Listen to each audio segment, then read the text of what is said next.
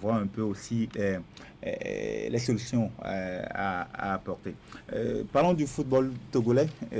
On a parlé des jeunes, le championnat togolais. Maintenant, on va parler des anciens, ceux qui ont fait la pluie, le beau temps de ce football togolais. Je vais parler de l'époque de la génération 90. Les joueurs se sont regroupés en une amicale, une sorte d'association où les joueurs se produisent. Alors, l'amicale 90 a livré cette semaine un match amical face à une sélection des éperviers, les joueurs togolais en vacances. Victoire donc de cette équipe de l'amicale 90, 4 buts à 3 sur le terrain de Forever. Mais pour sa première sortie, l'amicale 90 a battu l'équipe de Nachigal sur le score de 3 buts à 0. Le résumé de ce match avec Norbert Dansfou. Première sortie officielle de la génération 90. Les anciens joueurs de l'époque 90 du football togolais se sont frottés en amical avec l'équipe Nachingal FC de Baguida.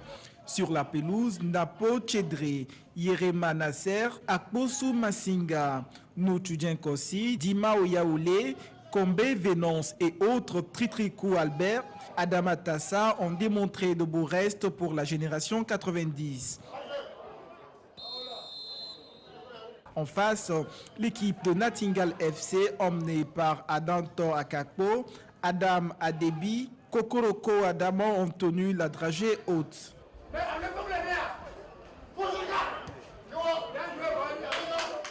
Ce match amical a permis aux joueurs de ressasser les vieux souvenirs. C'est nostalgique, énorme nostalgique. On a vu les Moussijoins, des amis qu'on a perdus depuis de 5, 6, 7, 10 ans, 15 ans. Donc aujourd'hui, on s'est retrouvés. C'est tout comme si on vient de renaître. L'objectif, c'était de lancer l'Amicale 90. Nous avons essayé de contribuer un peu au lancement de cette association-là. Et nous, en tant que Natigal, c'était pour un peu nous jauger après le tournoi de Sergio Sport. Donc on a essayé de faire tourner un peu l'équipe. Et on a vu que le fossé est encore très grand entre ceux-là qui sont pratiquement des professionnels et nous qui sommes vraiment des amateurs de troisième mi-temps beaucoup plus, quoi. Sur la pelouse, quelques dribbles, des débordements et des phases de jeu ont été salués par le public. Natingal FC, qui a profité de l'opportunité pour tourner son effectif, n'a pas fait le poids. Battu 3-0 avec un penalty inscrit en 2 temps par Dima Oyaoulé à la 45e minute. Et le 3e but d'Adama Tassa à la 85e minute.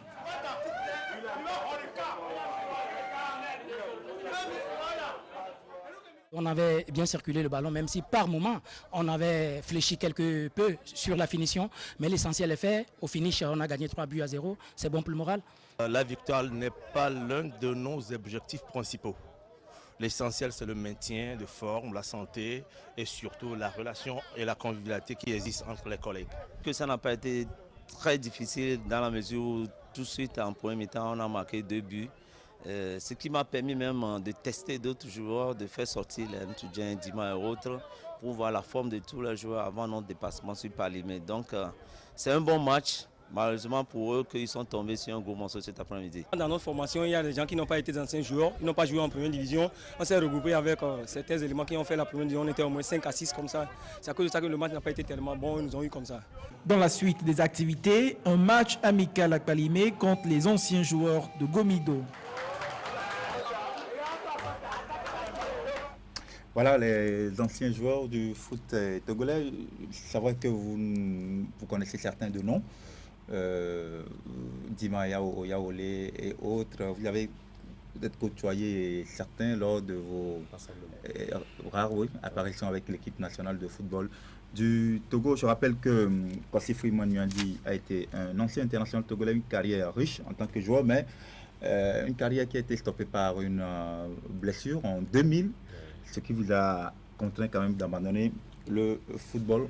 On peut quand même en savoir un peu plus sur cette carrière de football au Girondins de Bordeaux. Bah écoutez, comme tout petit garçon, depuis Lomé, je tapais dans le ballon et puis très rapidement, dans la famille, il avait toujours été question de privilégier l'école. Donc je me suis très rapidement retrouvé à Saint-Martin chez mon oncle pour poursuivre mes études.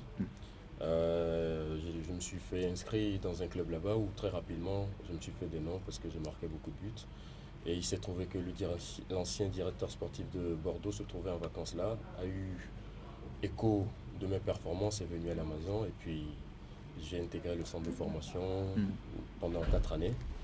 Écoutez, j'ai pas eu de chance, mais après tout, il ne faut pas non plus oublier que le football est un sport de contact et qu'à chaque fois que on s'entraîne, on met son intégrité physique en danger, raison pour laquelle lorsqu'on a la chance de pouvoir pratiquer ce sport, d'avoir une hygiène de vie et une discipline à toute épreuve. Donc bon, moi j'ai connu de très bons moments, j'ai eu à connaître un certain Kodio Afanou.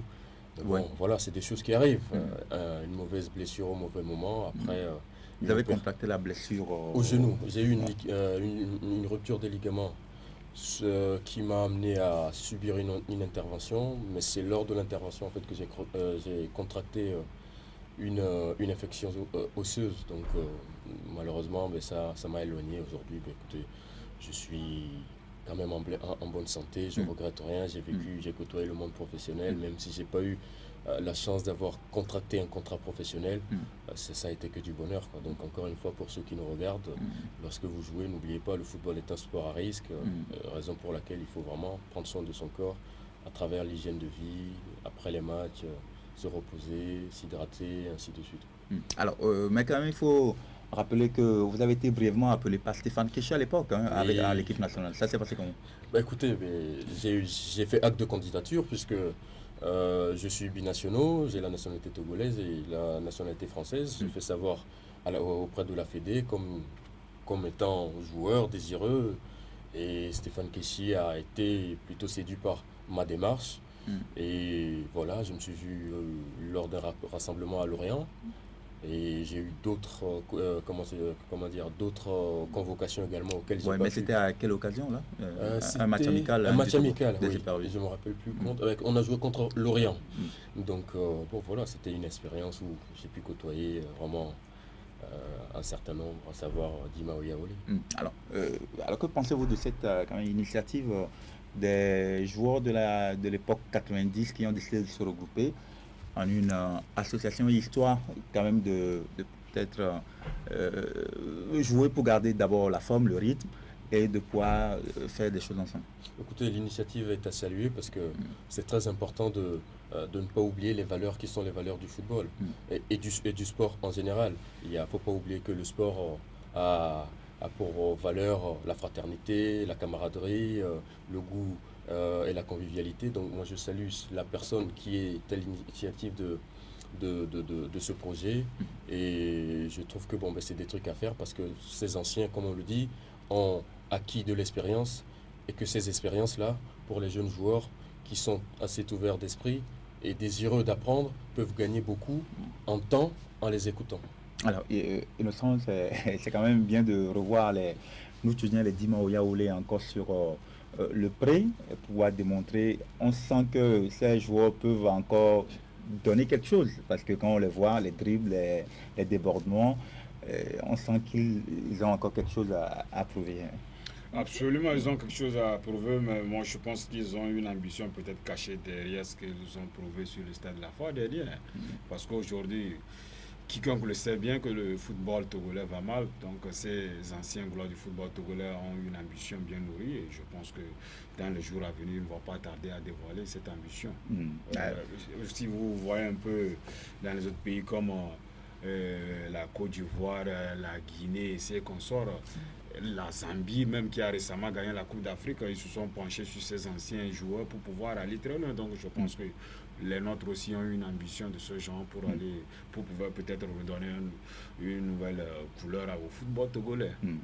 Alors on souhaite quand même beaucoup de chance. 2 matchs et 2 victoires pour l'équipe de Génération 90 qui sera à Palimé pour disputer un match amical avec les anciens de l'équipe de Gomido de Palimé. Alors, problème d'infrastructure, problème d'organisation, mais finalement, le football togolais est resté à l'étape très amateur parce que on parle du semi-professionnalisme, on parle du professionnalisme dans le football, depuis longtemps, notre football est devenu amateur. Est-ce que vous pensez que cela retarde aussi l'évolution de ce football togolais-là? Il y a fort à parier que oui, puisque le fait qu'il n'y a pas, comment dirais-je, d'infrastructure ne permet pas d'attirer des sponsors. Parce qu'il n'y a pas de sponsors, il est difficile de communiquer sur les joueurs togolais. Oui, je pense que ça n'aide vraiment pas notre football, mais bon, après, il n'est jamais trop tard, hein. Aujourd'hui, il y a des pays comme, encore une fois, le Ghana. Je suis désolé de devoir faire la publicité pour le Ghana, mais le Ghana, il y a quelques années, n'était pas très haut dans les classements FIFA sur la scène continentale. Aujourd'hui, le Cameroun, le Nigeria sont derrière le Ghana, parce qu'à un moment donné, au plus haut niveau, a été décrété que le football allait rentrer dans une ère professionnelle. Mais maintenant, souhaitons à la famille football togolaise de décréter un état général des maux qui gangrènent le football togolais, et pour enfin remettre la machine en route, parce que le Togo, après tout, c'est quand même un petit pays où si on mettait un petit peu chacun du sien, les choses pourraient très rapidement reprendre de belles couleurs, mais bon, nous sommes